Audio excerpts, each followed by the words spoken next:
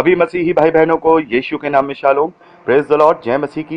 एक बार फिर से आपका स्वागत है। हम अध्ययन कर रहे हैं प्रेरितों के कार्य, उसका 11वां अध्याय, और अब समय है कि हम उसके 25वें वचन से आगे पढ़ें। तो यहाँ हम देखते हैं कि जब बरनबास अंताकिया में आए तो उन्होंने वहां लोगों को बता दिया, सारी चीजें हुई, और उसके बाद 25वें वचन से हम देखते हैं कि वह शाऊल यानी पौलुस को ढूंढने के लिए तरसुस में चले गए। जब वह उससे मिला तो उसे वह अंताकिया लाया, और ऐसा हुआ कि वह 1 वर्ष तक कलीसिया के साथ मिलते और बहुत लोगों को उपदेश देते रहे, और चेले सबसे पहले अंताकिया ही में मसीही कहलाए, जैसे मैंने अभी आपको पिछले ऑडियो में बताया। तो यहां हम देखते हैं कि 1 साल तक बरनबास ने पौलुस को अपने साथ अंताकिया में रखा, और यहां शाऊल यानी पौलुस बरनबास के साथ मिलकर के 1 साल तक वहां लोगों के बीच में सेवकाई करते रहे, प्रचार करते रहे, लोगों को सुसमाचार सुनाते रहे, और यहां पर बहुत सारे चेले वहां उन्होंने बनाए। और यहीं पर जबकि अन्य जातियां वहां पर भी जुड़ रही थी और यहूदी भी जुड़ रहे थे, बहुत सारे अलग अलग जाति के लोग जुड़ रहे थे, जैसा मैंने आपको पहले बताया कि अब उन्हें एक नाम देने की जरूरत थी। अभी तो कोई नाम नहीं था उनका, प्रभु के पीछे चलने वाले लोग, यीशु के पीछे चलने वाले लोग उन्हें कहा जाता था, लेकिन अब यहाँ एक नाम दिया गया, जैसे मैंने आपको बताया, मसीही। यहीं पे सबसे पहले प्रभु के पीछे चलने वाले लोग, यहीं अंताकिया में नाम दिया गया कि ये लोग मसीही लोग हैं, यानी ये लोग क्रिश्चियन लोग हैं। तो यहाँ हम देखते हैं 27वें वचन से, उन्हीं दिनों में कई भविष्यवक्ता यरूशलेम से अंताकिया आए।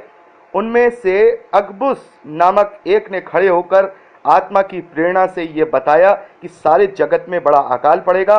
वह अकाल क्लौदिया के समय में पड़ा, जब चेलों ने निर्णय किया कि हर एक अपनी अपनी पूंजी के अनुसार यहूदिया में रहने वाले भाइयों की सहायता के लिए कुछ भेजे। उन्होंने ऐसा ही किया, और बरनबास और शाऊल यानी पौलुस के हाथ प्राचीनों के पास अपने पास से कुछ कुछ पैसा या कुछ भी धन उनके पास भेज दिया। तो यहाँ पर हम 2 चीजें देखते हैं। पहली चीज देखते हैं कि यहाँ पर एक भविष्यवक्ता है, उस भविष्यवक्ता का नाम उगबुस है, और हम देखते हैं उसने भविष्यवाणी की वहां अकाल आएगा। तो यहां पर इस वचन को कोट करके, और अगबुस ने एक और भविष्यवाणी की थी, अभी हम देखेंगे पर्सनली पौलुस के लिए, आगे हम पढ़ेंगे इस बात को। अभी यहां अकाल की भविष्यवाणी की है, और एक पौलुस के विषय में भी भविष्यवाणी की है कि इसके साथ ऐसा होगा और वैसा होगा।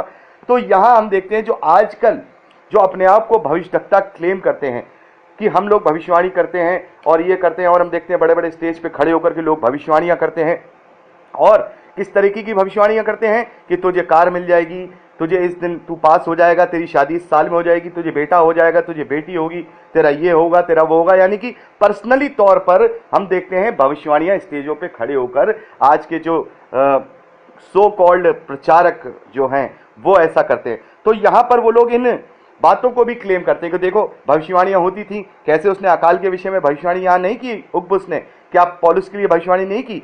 तो यहां पर उनकी भविष्यवाणियां जो आज के समय में जो अपनी अपनी सेवकाई को चमकाने के लिए वो जो एक तरह से कहा जाए प्रिडिक्शन करते हैं, उनको देखा जाए और इन भविष्यवाणियों को देखा जाए, प्रेरितों के कार्य में 2-3 जगह दी गई हैं, तो बहुत फर्क है। यहां कलीसिया को और लोगों को चौकस करने के लिए भविष्यवाणियां की गई हैं, किसी पर्सनल व्यक्ति के लिए भविष्यवाणी नहीं की गई है। और अगर पर्सनल व्यक्ति के लिए भविष्यवाणी की गई है, सिंगल पौलुस के लिए की गई है इन्हीं अगबुस के द्वारा ही, तो वहां भी पौलुस कोई सिंगल व्यक्ति नहीं है, पौलुस के पीछे बहुत सारे लोग हैं।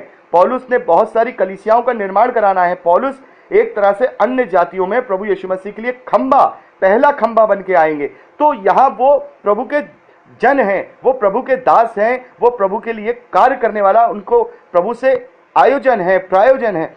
इसलिए हम पौलुस को ये नहीं कहेंगे कि पौलुस जो है पर्सनल व्यक्ति है और पर्सनल व्यक्ति के लिए यहाँ उगबुस ने भविष्यवाणी की।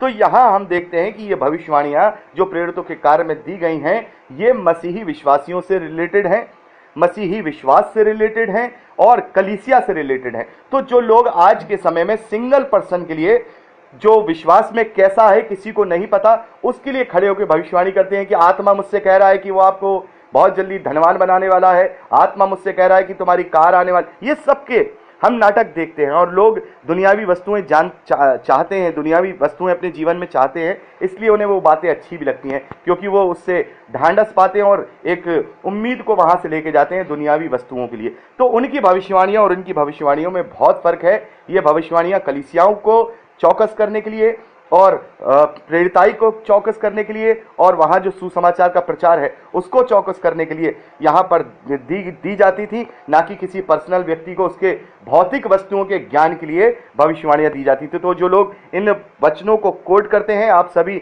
जो बाइबल अध्ययन कर रहे हैं, जब कभी इस बात को आपके सामने लाया जाए तो आप ये बता सकते हैं कि नहीं, ये जो भविष्यवाणी की गई है वो कलीसिया के बचाव या चौकसी के लिए की गई है, किसी पर्सनल व्यक्ति की पर्सनल चीज के लिए नहीं की गई है। और हम पूरे प्रेरितों के कार्य में देखते हैं इस प्रकार की एक भी भविष्यवाणी किसी भी भविष्यवक्ता के द्वारा नहीं की गई है। पुराने नियम में हम देखते हैं कि इस प्रकार की कोई भी भविष्यवाणी पुराने नियम में किसी भी भविष्यवक्ता के द्वारा नहीं की गई है कि वो पर्सनल व्यक्ति के लिए, पर्सनल भौतिक वस्तुओं के लिए भविष्यवाणियां करे। लेकिन यहां पर अपने आप को भविष्यवक्ता साबित करने के लिए लोगों को बहलाते हैं, फुसलाते हैं ताकि उनकी कलीसिया चमके। अगर मान लीजिए कोई भविष्यवाणी मैं करता हूं और मैं कहूं कि मैं भविष्यवक्ता हूं और मैं किसी पुरुष को सामने देखूं या किसी महिला को देखूं जो लगे कि वो गर्भवती है और मैं भविष्यवाणी करने लगूं, बहन यहां मुझे आत्मा अगुवाई कर रहा है कि आपके पुत्र होगा, तो किसी भी महिला को दो ही चीजें उत्पन्न हो सकती हैं, या तो पुत्र या फिर पुत्री। यानी कि 50% चांसेस ये हैं कि उसको पुत्र हो सकता है, 50% चांसेस ये हैं कि उसे पुत्री हो सकती है।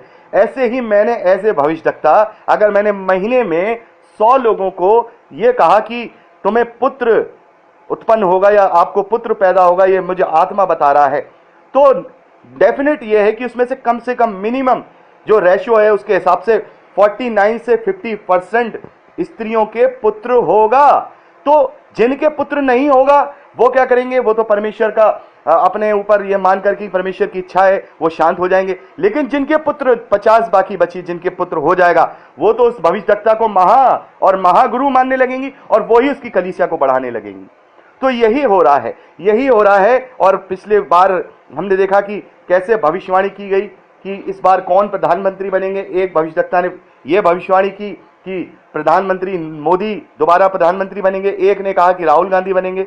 तो दोनों में से एक झूठा, एक ठहरना निश्चित तौर पे पक्का था, क्योंकि दोनों को अगर आत्मा ने अगुवाई की होती तो फिर वो दोनों ही एक ही बात बोलते, क्योंकि आत्मा अलग अलग आत्मा नहीं है, एक आत्मा है और वो एक ही अगुवाई देता है। और दोनों में से एक की तो भविष्यवाणी ठीक होनी थी, या तो बीजेपी जीतती या कांग्रेस जीतती है, तो सबको मालूम ही है, दो ही प्रमुख पार्टियां हमारे देश में है।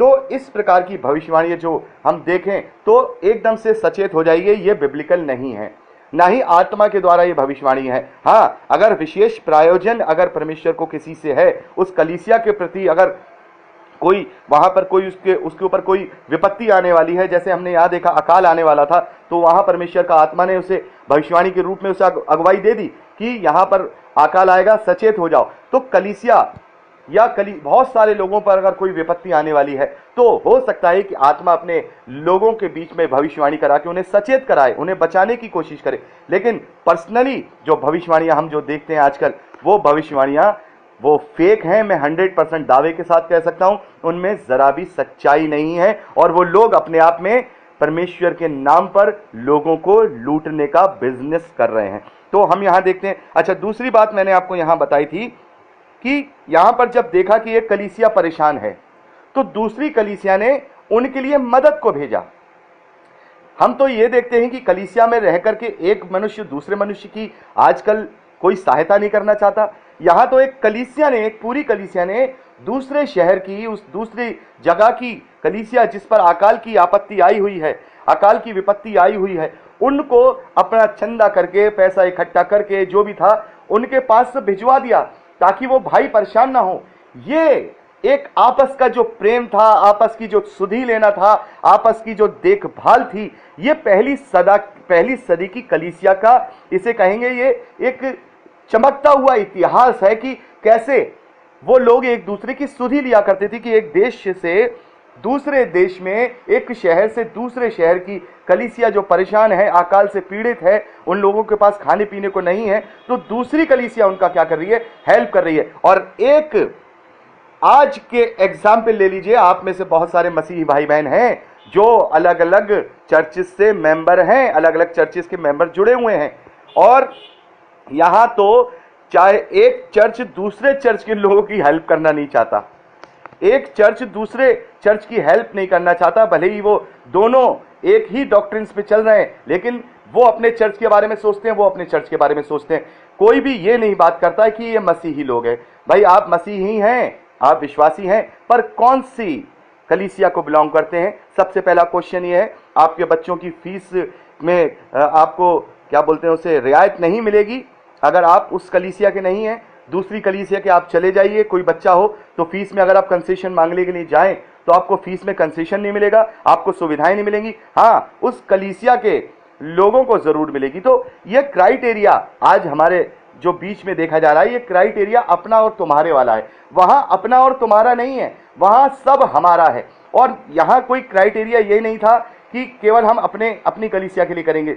यहां पर जो क्राइटेरिया है कि हम अपनी अपनी कलीसिया के लिए करेंगे, बल्कि ये होना चाहिए कि कलीसिया कोई सी भी हो, लेकिन जो जरूरतमंद है उसके लिए मदद होनी चाहिए, उसके लिए कार्य होना चाहिए। लेकिन यहां पर वही दुनियावी तरीके, हमारा तुम्हारा तुम्हारा हमारा करके, जो एक शैतान ने मसीही विश्वासियों में घुस करके, कलीसियाओं में घुस करके जो डिनोमिनेशंस में बांटा है, वो बहुत हद तक अपने मकसद में वो पूरा हो गया है। लेकिन इस मकसद को पवित्र आत्मा हमारी अगुवाई करेगा, इस मकसद को हम पूरा होने नहीं देंगे, और ज़्यादा से ज़्यादा लोगों को हम बाइबल आधारित मसीही विश्वासी बनाएंगे, ताकि वो उस कलीसिया के मेंबर बन सके जो कलीसिया सच्ची है, जो प्रभु की देह है, जिसका सर प्रभु यीशु मसीह है, वो दुल्हन है जिससे प्रभु यीशु मसीह लेने आने वाले हैं। तो यहाँ पर हमने देखा दो बातें, एक भविष्यवाणी के विषय में देखी, और हमने दूसरी देखी कि वो एक दूसरे की सहायता किया करते थे। और यहाँ 11वां अध्याय हमने कंप्लीट कर लिया है, और अब समय है कि हम 12वें अध्याय की ओर आगे बढ़ेंगे। और मैं चाहूंगा कि नए सिरे से अगले ऑडियो में हम इसकी बात करें, तो अगली ऑडियो में बात करेंगे। प्रभु आपको आशीष दे। Praise the Lord.